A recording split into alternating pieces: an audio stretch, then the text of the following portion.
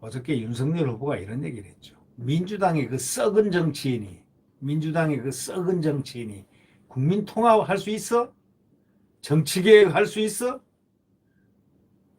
아주 세게 비판을 했습니다. 아예 자체 민주당의 썩은 정치인, 그 썩은 정치인이 국민 통합 정치개혁 할 수 있냐? 이렇게 비난을 한 겁니다. 비난이 아니고 윤석열 후보가 보는 견해를 밝힌 거죠.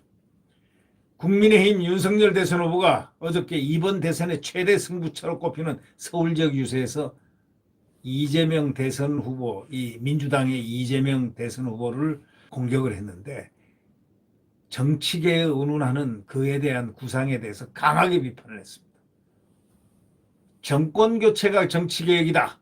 무슨 정치개혁 계획하느냐? 정권교체가 정치개혁이다 하면서 정치교체 여론이 과반을 차지하는 상황에서 민주당이 선거 막판에 내세운 정치교체론에 맞서가지고 정권교체론을 재차 부각을 한 겁니다. 그 신촌 등에서 유세를 열었고 민주당의 정치개혁안에 대해서 아주 맹공을 했는데 윤석열 후보는 상당히 그 인내심이 강한 것 같아요. 얼굴 안 붉히고 할 말 하고 묵묵하게 앞을 건너가는 그런 모습 말이죠. 이렇게 얘기했습니다. 만날 잠만 자고 일어나면은 날치기 통과에다가 국회 상임위원장을 독식하고 다수당의 횡포를 이어가다가 선거를 열흘 앞두고 통합이 웬 말이야 하면서 어저께는 세게 한마디 때렸습니다. 부패하고 오만한 사람들의 특징이 거짓말이다 하면서 거짓말이라는 것을 갖다가 내세우고 또 더더욱이 썩고 부패한 사람이 통합을 하자고 하면 누가 호응하겠냐라고 말을 했습니다. 대선 후에 집에 갈 준비를 해야 하는 사람이 무슨 국민 통합이냐. 벌써 대선 후에는 집에 가야지. 그럴 사람이 무슨 국민 통합이냐. 국민 통합은 대통령이 국민 통합하는 거다. 내가 통합의 주체다. 이런 뜻입니다. 윤 후보는 그러면서 저 같은 정치 신인이 정부를 맡는 게 엄청난 정치개혁 아니냐. 맞습니다. 정치 신인, 정치한 지 6개월도 안 되는 분이 대통령이 될 수 있는 나라. 그것은 바로 국민들이 가장 열망하는 정권교체 열망. 그것을 충족시킬 수 있는 필요하고도 충분한 조건을 가진 사람이 누구냐. 그가 바로 윤석열 아니냐. 이런 생각을 하고 있는 사람들이 바로 국민들입니다. 안철수는 또 철수했습니다. 왜요? 대통령이 되겠다는 욕망 때문에. 아니 지지율이 10도 안 되고 국회의원 정당 후보가 삼석인 후보가 40%가 넘고 지지율이 40%가 넘고 105석의 정당을 가진 대정당 사람에게 뭘 똑같이 나누자고 해도 똑같이 주겠다고 해도 안 받는다고 하는데 뭘 받겠냐는 바로 역선택을 통해서 자기가 대통령이 되겠다고 합니다. 좀 우습지 않습니까? 그래놓고 가서 비난을 하는 겁니다.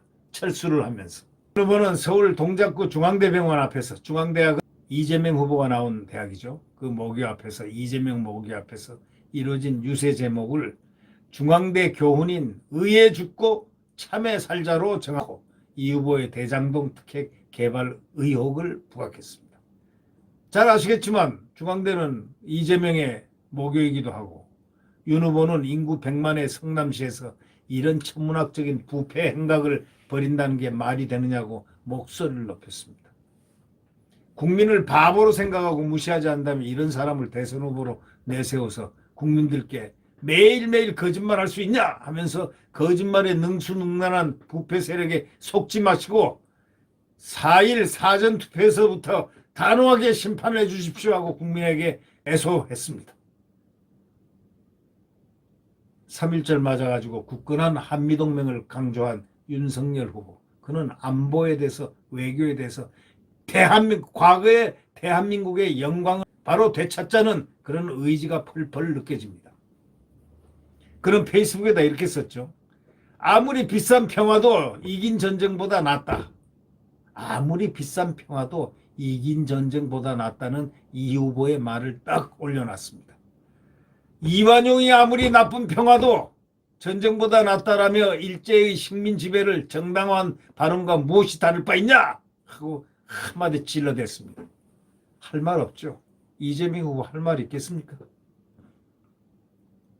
아무리 비싼 평화도 이긴 전쟁보다 낫다. 이게 무슨 말입니까?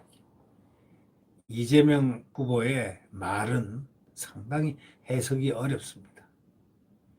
이완용이 아무리 나쁜 평화도 전쟁보다 낫다라면서 일제의 식민 지배를 정당한 발언하고 뭐가 다르냐고 윤석열 후보가 비판을 했습니다. 평화를 염원하는 국가를 갖다가 무력으로 침공한 러시아를 두둔한다면 그게 어떻게 북한의 남침도 우리가 자초했다고 할 것이냐? 질문하지 않을 수 없다. 이렇게 말하면서 중국을 대국으로 숭배하고 러시아 눈치를 힐끗힐끗 보면서도 자주독립 외교를 공약으로 내세운 이재명의 이중성에 더욱 아연실색해진다 하면서 신랄하게 비판을 서슴지 않았습니다. 이날 신촌의 그 집중 유세는 당내 대선 경선 4강 경쟁자였던 홍준표도 나오고 유승민도 나오고 원희룡 선대본부 정책본부장도 나와서 경선 이후에 처음으로 한자리에 딱 모여서 마치 경선을 치르는 그것을 연상하듯이 원팀을 부각을 시켰습니다. 아주 보기 좋았습니다. 이들은 이준석 대표와 함께 이 정권 교체 국민 승리를 편말을 들고 아주 극적인 드라마틱한 그 선거 운동을 했습니다. 당 차원의 그 총력 동원이 이루어진 신촌 유세, 당 추산으로 한 7,000명이 참석했다는 겁니다. 신촌에서 이렇게 7천여 명이 참석했다는 것, 그거는 열기가 아니면 이루어질 수가 없는 거죠. 이 홍준표 의원은 이렇게 얘기했습니다. 국가 안보관이 확실한 사람이 대통령이 돼야 한다면서 윤 후보를 선출해서 새로운 세상을 만들자 이렇게 외쳤습니다.